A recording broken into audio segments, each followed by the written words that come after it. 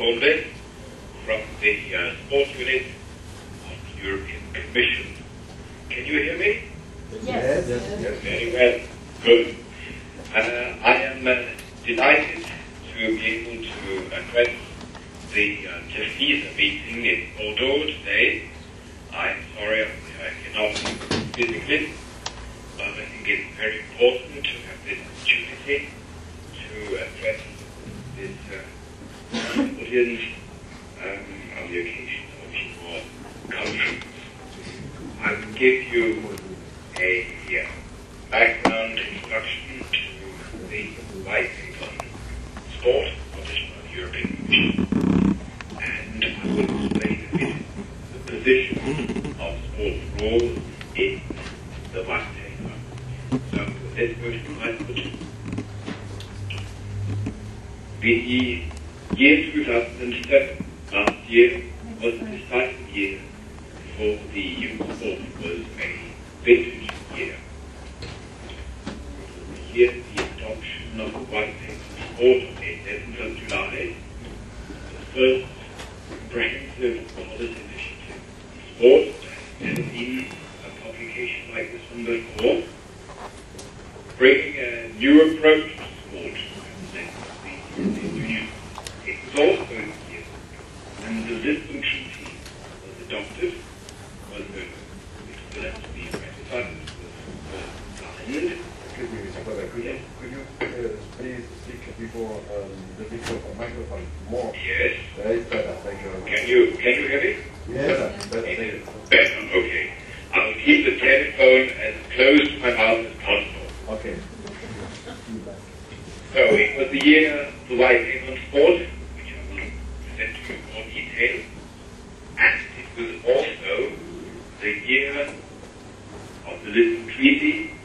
We are still waiting for the treaty to enter into force, and first we need to have it ratified, which we hope to have completed by the end of 2008.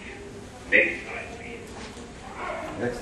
The white paper marks the culmination of a long process, starting with the Amsterdam Declaration, which is a short, non-legal document attached as an annex to the Amsterdam Treaty.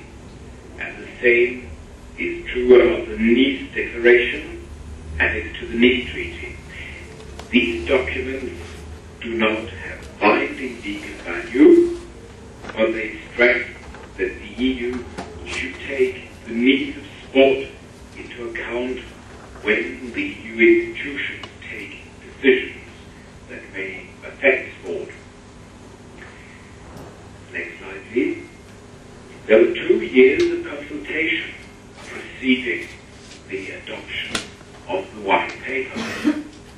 It started because a sport article was included in the now failed Constitution Treaty, which you remember was on for referendum in France and the Netherlands and did not succeed. At that moment we did not know that we were going to have a new treaty, but we thought there would be some kind of initiative in the field of sport. And we took the opportunity then to consult with our stakeholders, sports organizations, and with member states' governments. We had an online consultation, and I'm not lying, we got 777 replies. And we consulted with our colleagues in other commission services of DG. The result is this document, which is a white paper. Next slide, please. Our white paper is not a piece of legislation.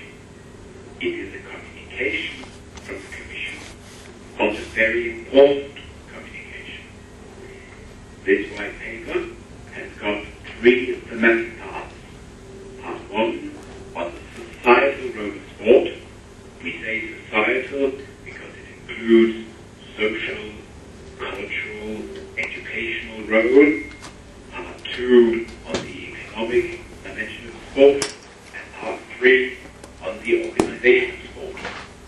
And I think that for an organization like TEFISA, part 1 on the societal role is the most important part, with sections on public health, doping, education and training, volunteering, social inclusion, racism and violence, external dimension and sustainable development.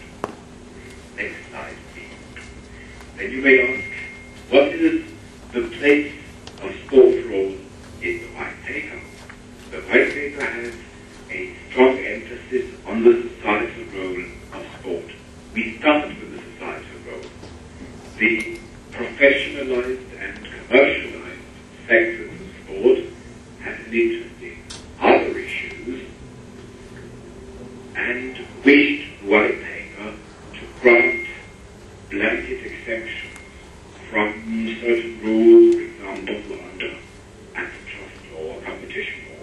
We did not give certain exemptions to the professional branch of sport. But to grassroots sport, we have given a power to support sport for all and allow public authorities to maintain the favorable treatment of them, including in taxation matters. Next slide, please. This is, in part 3, the economic dimension of sport, where we propose 2 things. When you read the White Paper, you will see that there are sometimes the numbers, and the number points are action points which we have committed ourselves to carrying out and on which we will have to provide progress reports to member states.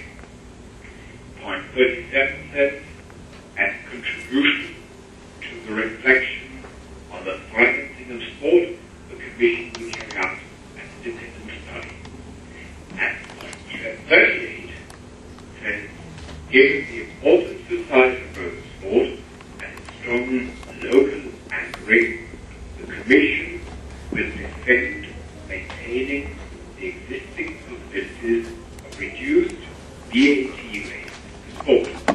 It's a very important section, and as I said, the professional section for sport did not give such an exemption, but there was one for sport for all. Next slide, please. So we had, as I said, part 1, societal role, part 2, economic dimension, part 3, organization of sport. Different actors of sport normally have an interest in